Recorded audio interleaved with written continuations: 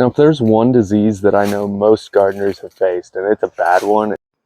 Sometimes I struggle to make the intros to these videos, so I do these post-editorial things. I'm just going to kind of go through a couple of the control methods for downy mildew, what downy mildew actually is, what I specifically do, and then I'm going to show you what it looks like under a microscope, because I do own a microscope, and I don't use it enough, and I really would like to. Mildew, plant mildew. You can see there's a pretty bad infection of mildew on this Monarda fistulosa, this wild bergamot. Usually on Monarda specifically, but also grapes, maples, other plants, trees, and mostly just perennials, but also some herbs like basil. You'll start seeing this pop up around middle of July, beginning of July, when it gets really hot, really humid. And that kind of triggers these things to start growing, and that'll progress to be worse into the fall, as with this wild bergamot here. But what this mildew is, it goes by a few names. There's quite a few species that actually do it, and they all specialize for different plants or different groups of plants. It's an oomycete, or an oomycota. Oomycoter. Like a STD for plants. Not really though. Not really at all. It's basically like a fungus, but it's not actually a fungus. It's related to them, but not very closely. It functions very similarly to one though. It's essentially it is a parasite, but it's essentially a parasitic fungus. Now this is grouped with a lot of things, including some pretty bad pathogens that are actually related to a lot of forestry. Now, obviously in Pennsylvania, forestry is a very big part of our economic system, closely related to things like the potato blight or oak blight or sudden oak death. And you can look at this kind of stuff on Wikipedia. That's where I research a lot of my things. Most of the native herbs, especially the monardas and the pycnanthemums, I actually have one you can see in the background there, that has an infection in it. They are resistant to it, but they can act as vector plants. Now, what a vector plant is actually kind of hard to figure out. Typically, when you'll think of a vector plant, you will think of a weed in a field, like an agricultural field, so like a field of soybeans or a field of corn. But specifically, it can actually be native plants like this. So because this has such a bad infection, it actually can spread to plants that it would not normally be on in the right conditions, in which it will spread to certain plants that are not resistant to it or are in poor condition. So that's one way that natives will actually not benefit the gardener. And it's important to kind of watch out for that. But there are some practices that you can take to actually control the spread of those diseases from those vector plants. And because it is still good to have native plants, it's very important to have native plants, really.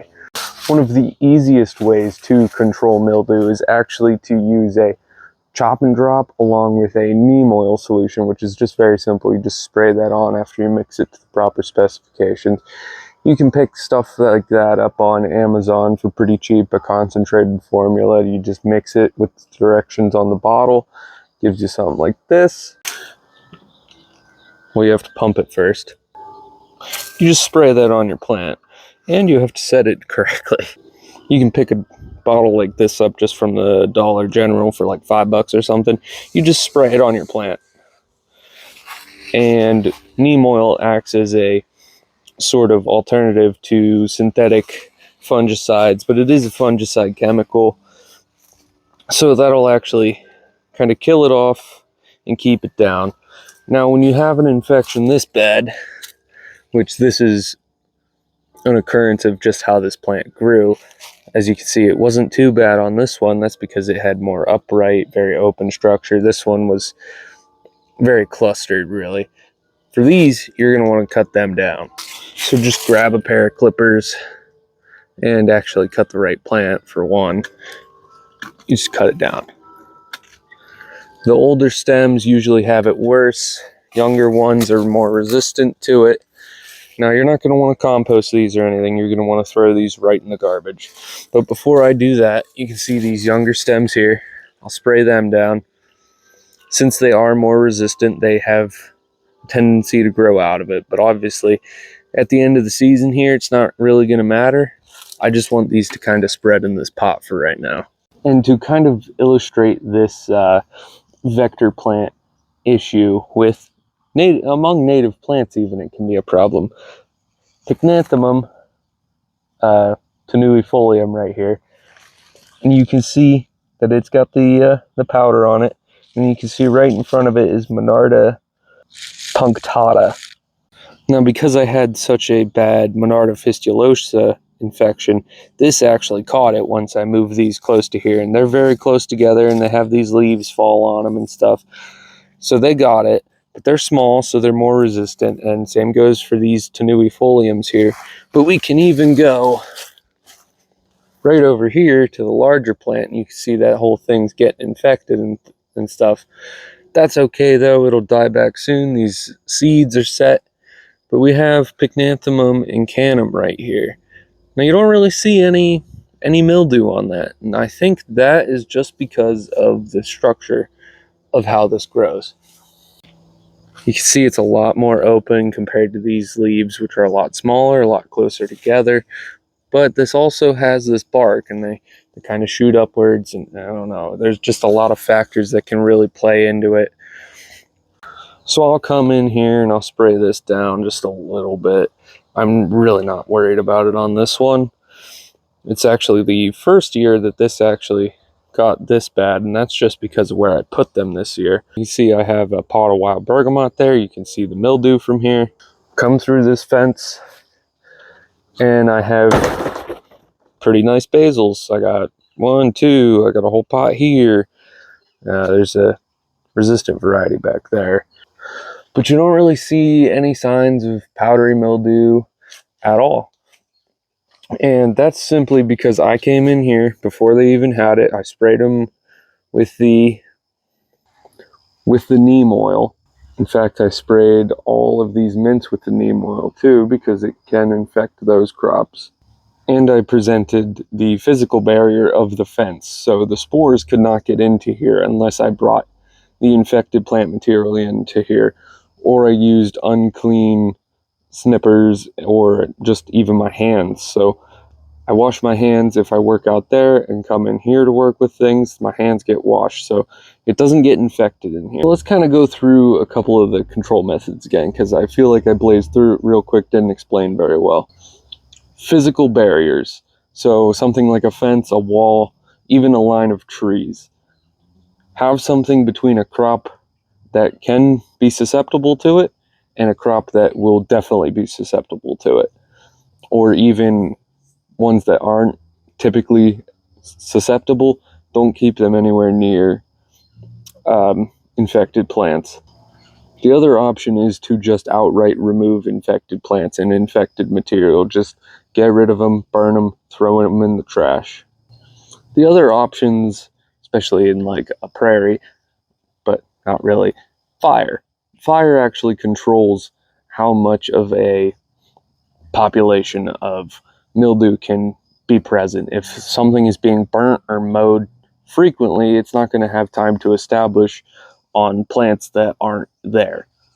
Now, that doesn't really matter to the home gardener, I know that. But you can replicate something like that with interplanting, crop rotation. Now, the third option, the one I opt for most frequently, is the chop and toss. So cut it down, throw it out, treat anything left with neem oil. That should kill down the remaining population, or at least stunt it, so that you can get a few more months, weeks of growing time without having to worry about complete failure of a crop or complete loss of plants. So this is kind of the setup with the microscope here. And I'm just gonna have to try and get it up here like this. Lots of lens shenanigans. Kind of difficult, but there we go. So I can just kind of scroll with it, and you kind of see these structures that this somewhat fungus, somewhat algae thing has. And it's just basically filaments. Here's at a lesser magnification. Just can kind of see that a little better. And I'll actually go up to the next highest one. But yeah, it is basically just like a little fuzz on the leaf. I'm just kind of scrolling back and forth so that you can get a better idea what that looks like since I'm not using the slide. Actually, before I go to the next slide, this is top lighting, this is bottom lighting. You can actually kind of see the cellular structures then. But mostly you're looking at plant tissue. That's just something interesting. Could get closer. It's been a very long time since I have filmed with a microscope. I have a phone attachment one somewhere. I have to pull that out at some point. But yeah, that's what it looks like. So I'm actually gonna switch out the lens that's on here, this one. Ooh, a little dusty. But yeah, these knobby knobs move this platform up and down. There's all sorts of technical terms I don't remember at this point. But yeah, this is a really nice microscope. It's like $2,000. And I basically only got it for stuff like this. This gets a little more sensitive now since this is a different lens.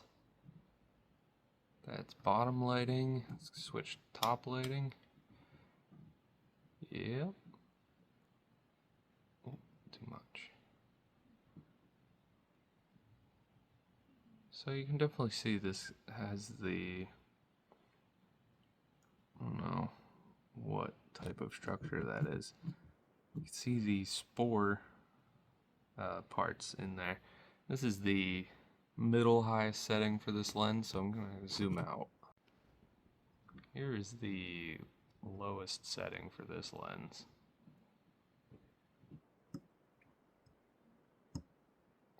Kind of see some